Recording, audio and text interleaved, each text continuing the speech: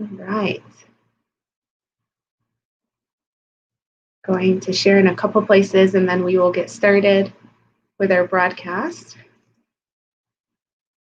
And if you can see us and hear us while I'm doing this, help me fill in some of the silence by commenting for me and giving us a thumbs up.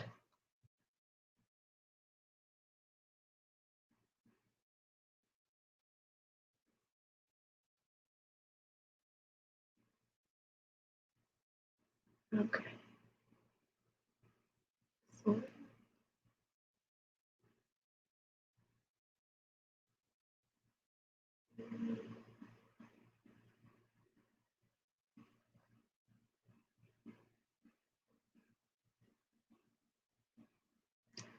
I'm gonna check in one other place and then we'll be ready to go. Sorry, I'm holding you up, Mayor. Not a problem.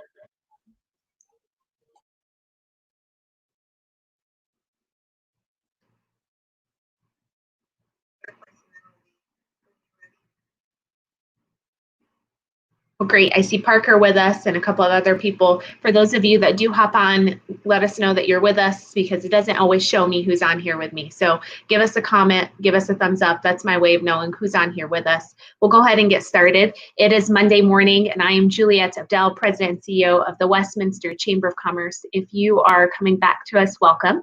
And for those of you that are first-time attendees, thank you for finding our page. Hit the like button and the notification or follow button above so you can get those timely alerts as we post out information or go live with our broadcast. As you all are aware, we have a variety of videos that are available to you in the video section of this Facebook page. You can also find them on our YouTube page, Westminster Chamber of Commerce, and available to you at our westminsterchamber.biz COVID resource hub that's been live since March and has a variety of our videos, but also has the timely updates from our mayor dating back into the March timeline. As you all are aware, we start the week off with Mayor Herb Atchison, the mayor of the city of Westminster, who gives us a big update on what's going on in the community, things that we should be aware of, and just information, not just here in specific in the city, but countywide, statewide, and even federally at times. You've seen some of the comments that I've pulled up here. I've done so I can give some shout outs to Councillor DeMott, Dave Carpenter, and several others that are tuned in. But I also did that as a way so you can see that when you comment or provide us a question at some point in the broadcast, we'll actually pull that up onto the screen. So if you have a comment or question as you hear some of the information that's shared with you today, please, you're encouraged to type those into the comment section, or if you privately want to DM us, we always take your questions and actually turn around and get them addressed for you. So if you have those questions, type them in. Mayor Atchison does have a couple of updates that he wants to share our way, so I will mute myself, Mayor, and you can take it away. Thank you, Julia. First thing I have is a question. I know you said Parker Brown was on the line. I want to confirm that my lentil bean soup is back on the agenda this week. If not, I'm not dinner. Oh, I love it. So we have a question for you, Parker. Let us know if that soup is back on the menu. It is imperative. Well, to everyone, good morning, and hopefully you had a nice weekend. So I'm going to try to give you a few highlights of some stuff that is from the weekend. This first report is from Jefferson County Health Department. That one of the things that they've indicated on their information piece that I received on Sunday is that the rapid COVID-19 testing and results are needed for all Jefferson County residents. And Jefferson County businesses are struggling with labor shortages caused when employees who are exposed to or are experiencing symptoms of the COVID-19 are waiting up to 2 weeks for test results. We've heard some reports that some tests are taking as long as 3 weeks to get back. This long delay in receiving test results are impacting employees and their families, as the exposed or symptomatic individual cannot return to work without these test results. Now, some of the things that the county is reporting that they're doing is the continuous monitoring of all Jefferson County situations as it relates to Jefferson County's local variances to allow for an effective communication response if and when needed. The unpredictability of cases makes it difficult to schedule appropriate staff for each day for the health department. And the transition to a long-term response while staff are still transitioning back to regular job is still impacting Jefferson County. Out of Tri-County Health Department, the face covering order went into effect this past week. The order was amended to align with the governor's statewide order that went into effect on July 16th. The Tri-County Health Department order, like the governor's order, requires people to wear a face mask in public spaces, and in addition, requires use of face coverings in outdoor spaces when social distancing cannot be maintained. Apart from the requiring face coverings in outdoor locations with 6 feet of social distance cannot be maintained, the key difference between Tri-County's order and the governor's order is a longer duration of up to 90 days rather than 30 days. To increase consistency and avoid confusion, Tri-County has amended their order to align with the governor's executive order on all other aspects. That includes exemptions of children 10 and younger from wearing a mask. Now, even though there were several areas in the Tri-County area that jurisdictions that opted out of Tri-County's order, they cannot opt out of the governor's order. One of the things that started, we talked about a little bit last week, was that the COVID testing started at the MAC on Thursday, that between 40 and 50 people were tested. And they also tested approximately 10 people who were identified as homeless. This testing will continue until funds run out, as it's a joint venture between Adams County and Westminster.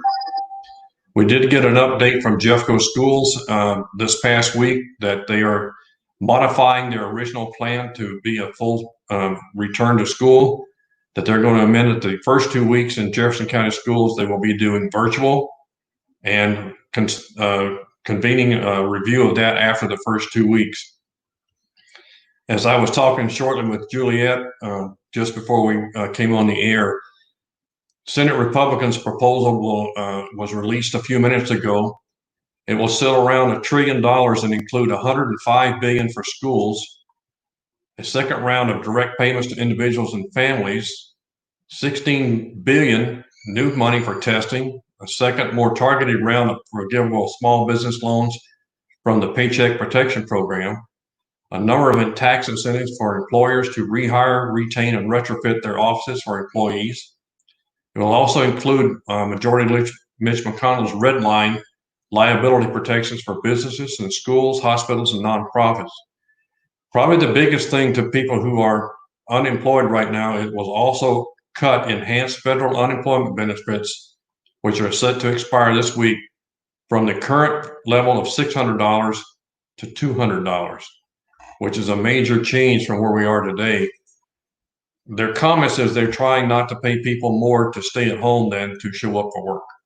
So a lot of that is reliant on that. From the standpoint of the city, we've talked about some pending things that we were discussing. I know Councilor DeMott and possibly some of the other councilors on the thing this morning. We just spent roughly 16 hours over the weekend talking about where we are financially with the city. Now, looking at the numbers, and the ones for June have just come in. Those are being evaluated. But an early estimate, and let me emphasize, this is an estimate, this is not a fact at this point, that we are looking at a shortfall right now as of July between $27 and $32 million. And that's overall in the city. So as we look through that, we're looking for ways, how do we sustain that and still make sure we can provide core services? So we're looking at a lot of things, because like our recreational services funding is down from revenue. Our permits and fees are down. And most every area that we're down in is directly related to the impacts from COVID. We are starting to look at, and this weekend was the first time that staff has presented some of the areas that are being looked at. We've not said that these are going to happen or they're not. But as an example, as where we're at right now on sales and use tax, our collections of those is down about 7.5%. The accommodations tax is down over 40%. Recreational fees are down over 63%. And golf revenues are down over 40%. Those are issues that have large impacts, as you can all imagine. When you're not fully occupied in your restaurants or your business, you don't collect sales tax. That means the city doesn't get funds either. Well, looking at these, where our shortfalls are pretty significant in certain areas, especially those that are big in there. And again, the shortfall range, again, and I want to make sure I'm telling you the right numbers, are roughly about 23.1 to 32.6 million. And that equates to about 14.2% up to 20% as our shortfalls from our total fund revenues. So we're looking at how do we stabilize those and what are the things that we're going to do. One of those is we're looking at how many projects can we freeze between now and the end of the year and not major impacts to those projects. So the city staff presented a number of those that they're considering. Nothing has been finalized, but they are on the list to be considered. We're looking at what do we do about the future and how do we mitigate long term. We've already instituted a hiring freeze. All of our salaries for employees are frozen. We are looking at some things that could be looking at a benefit changes. Those will be on the table between now and October to review. Could we offer an early retirement program? Might be a possibility. We'll use reserve funds and fund balances appropriately. A lot of things are being looked at right now. Can we reduce things like travel, memberships, consultant fees? All of those are on the table to be considered. Again, I'm going to repeat this a number of times. Nothing has been determined, but they are things that we are having to evaluate. Do we look at not doing any new major capital projects for the next year? Could be. So one of the things that we want to try to make sure that everybody understands is that everything that we do as a city, everything that we offer as a service, every core service that we do has got to be reviewed. Even though we're projecting that we're already somewhere between that 14.2 and 20% down in revenue, it doesn't mean that that's where we're going to be in another month. It could be less, it could be more. What has the big determining factor on that is how much we can reopen our businesses and how much we can return to what was normal in February that is not normal today. The last reports is our numbers in Adams and Jefferson County continue to go up. We are continuing to battle the issue of whether or not the state's going to take away the variances that we have in our two counties. I have not seen the mitigation plan that Jeffco was working on. They haven't released it to the elected officials yet. We hope that they've got something in mind that can help curb the growth rate of infections. Our hospitals are seeing a higher number of people in the hospital, but again, I'm going to go back to what we've said before. It doesn't necessarily mean that the hospital beds are all being chewed up by COVID. A lot of this is people who have delayed or not taken appropriate precautions on taking care of health issues that now they've gone critical and they don't have any options of being treated at home or as outpatient. Therefore, they're in the hospital themselves. So, Juliet, I love bringing all this bad news to you on Monday mornings. I think that's what Monday mornings have turned out to be. But what I will tell you is that I still believe that we will come out of this. I don't want people to misconstrue the bad news because I can only report the information I'm getting. But I do believe that if we work together as a community, as a state, as a country, we will overcome this. It may not be to the same that we are. I think how we do business, where we conduct business, how we do things as simple as meetings is not going to go back to the way it was. We are going to see changes in how businesses operate. Will everybody come back to the office? I think a lot of major companies are finding out that productivity is really no less if they're working from home than if they're in the office. But there is that social element that people don't get when they're at home. And with some of us, you get tired of the inside of certain four walls. You need social action, social interaction, and just being able to talk to people face to face is very difficult today. So those are things that we'll still have to battle with. Those changes are not going to go away anytime soon. And if we continue to see these large outbreaks in some of our neighboring states, how much of that is making its way into Colorado that we can't prevent? And then that drives up our numbers because of somebody else's visit. We're a heavy tourism state. We know people are here from out of state. All you have to do is watch the highways, be on the highway a little bit, and you see the amount of people traveling that have out of state plates. Many of those may already be living here. They just haven't changed their plates yet. But there is a lot of visitation still going on from other states and truly other countries. So, Juliet, covered what I've got. I'm very much open to any questions or comments that those who are on the line have. We will be back in session tonight. The council meeting starts at 6:30 tonight. We have again, as normal, we have a pretty full agenda, a couple of executive sessions on board tonight. But we have a lot of work to do between now and October to figure out financially, where is the city at? What can we do to cause the least amount of impact to our services and to our citizens, and to offer as much as we can in support of getting our businesses back up and running and get people back to employment. And I'd like to see you somewhere other than that one room. Me too. I tell you, this has been extremely tough. But I know that you have to share some of the information. Some of it is not the positive news that we're all hoping for. But I think part of what we're trying to do is effectively communicate what's going on so that we can reach a place where what we are sharing is so much better than where we were. And so when you touch on things like social, I know that's a huge part of it. You know, mental health is another one that our communities affected by, especially the ones that are needing it most, are staying at home in environments that might not be the most ideal for them, all the way to other domestic issues and things like that. So the faster that we can transition to something that's closer to normal, that is better for everybody in the long run, is what we're all hoping for. It's funny because Councillor DeMott just commented on here, and he said, or he gets tired of hosting meetings from his garage. So apparently that's his office space that's there. I do have one positive piece of news, Mayor, and this will at least lighten up the tone for us as I start picking apart some of the comments that you've shared my way. And this one comes to us from Parker. Yes, the soup is coming back starting tomorrow. So let's take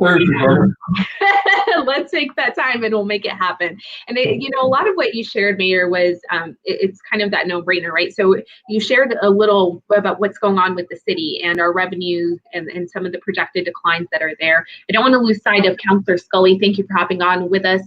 Vince Burzak, good morning to you. And then it looks like my physical trainer's on here. Hopefully you can see my water that I've been sipping on all morning, so I can stay ahead of the hours really for the day. But you touched on, the projected shortfall that's at the city. And I loved how you broke that down into percentages by taxes that were available. The accommodation, which is, linked to a lot of our hospitality industry, which is wildly suffering from what's going on. You also touched on the golf courses and sales and use tax and things like that. And really one of the most important things that we're trying to emphasize, with our Shop Local, the West You Rise program, with a lot of these types of conversations, is that we still need to do business even during this time, because the way that we're going to get out of this is by economic productivity for sure. Thank you, Councillor Scully. So Mayor, I'll have you, if you can touch on, you actually shared a little bit about both of the counties' mask orders, so we won't touch on that. Hopefully we won't get any questions, because that seems to be one of those that we get a lot of questions on. I do want you to visit on kind of some of the things that you're considering for the city. You touched on the freeze in hiring, which I have no idea what's going on right now at our city administration, potential for differences in salaries and benefits and things of that nature. Comparatively to some other cities, earlier on, there were a few that actually had to lay off or furlough their employees. We were not one of those, correct? That's correct. I think some of the big difference is that a number of years ago, the city administration and the councils that were there at that time made a decision to start really banking reserves. And that's not true of all cities. And I think that's one of the things that a lot of cities we saw around us didn't have the reserve to help carry them through bad times. So they were, if the taxes went down, the revenues from them went down, they had an immediate impact, not something that they could carry for a while. It is still my hope, me personally, that I never have to tell a city employee again, because I've been through this once already, that we're having to lay you off.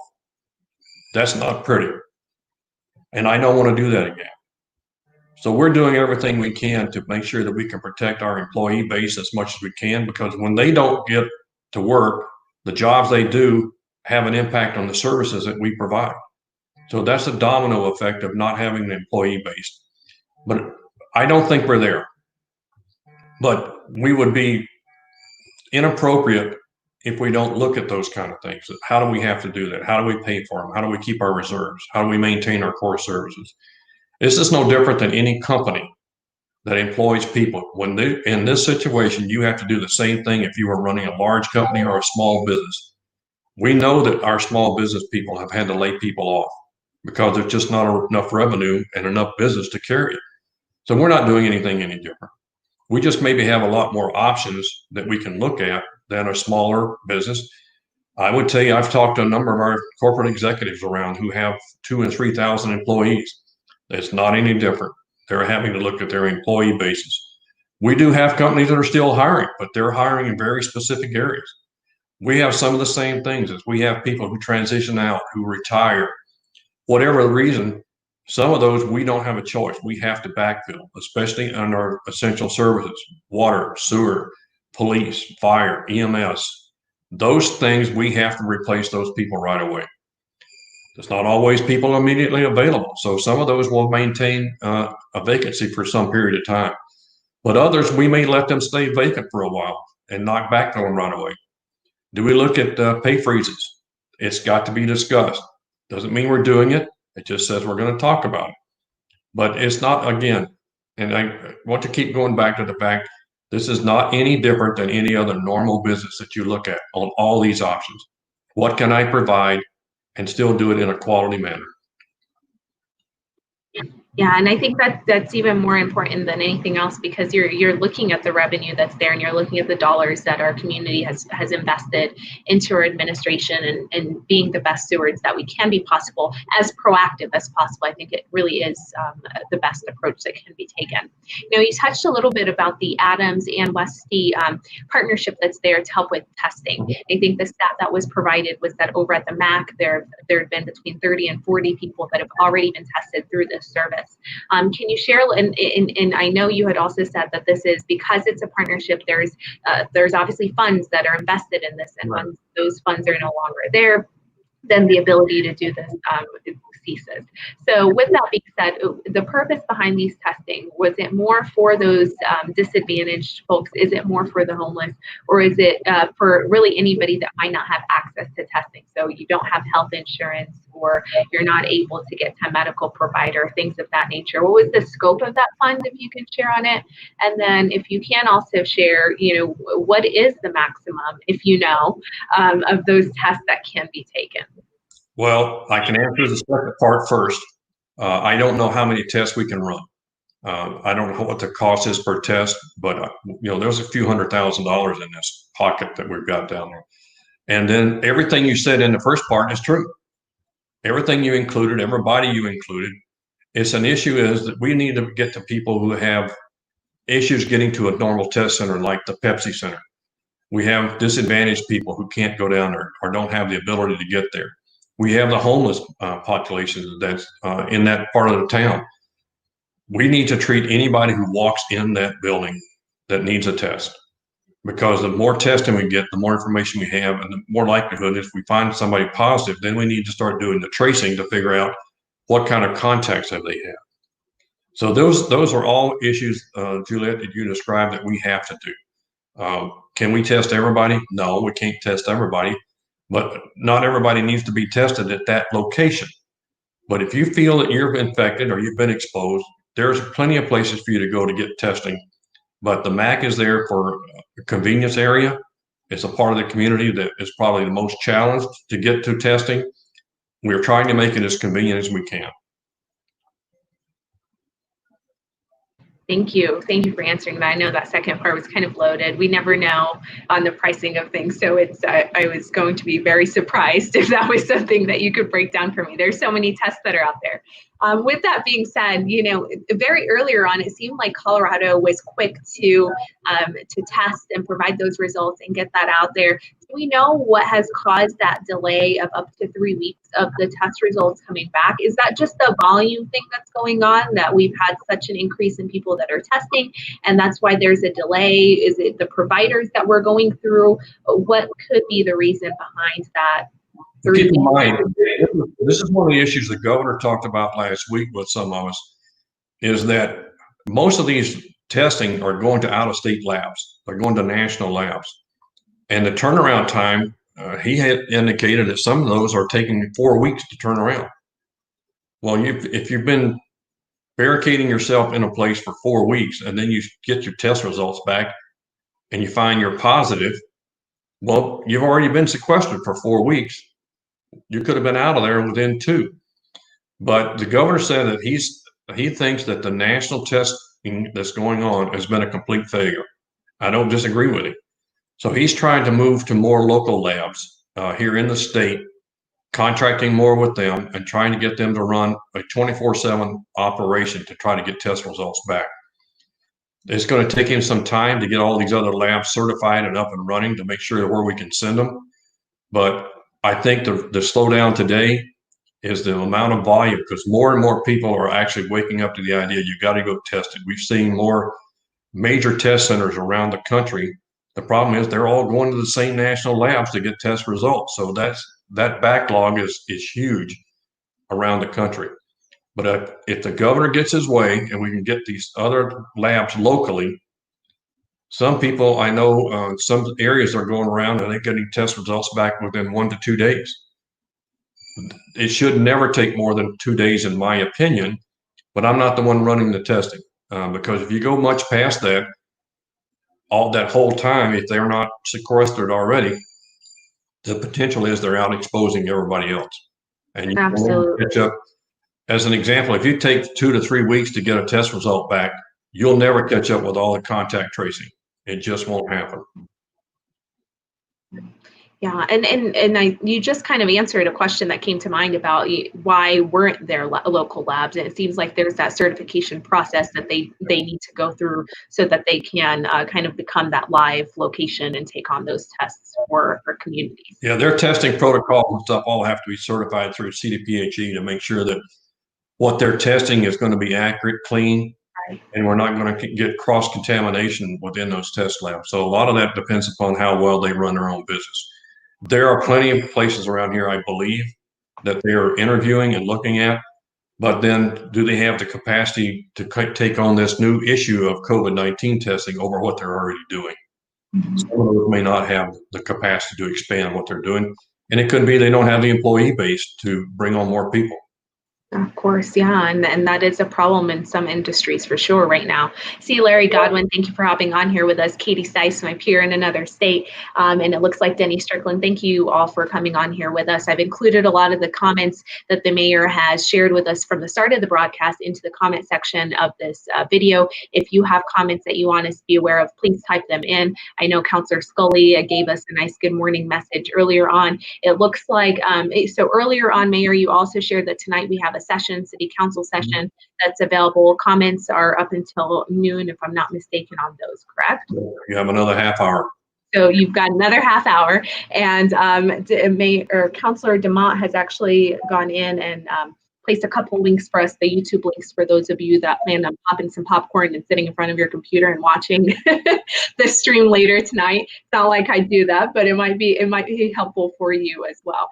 Mayor, is there anything else that you think would be beneficial for everyone to kind of keep in mind as they go out and about, or as they're, hesitant to do anything one way or another?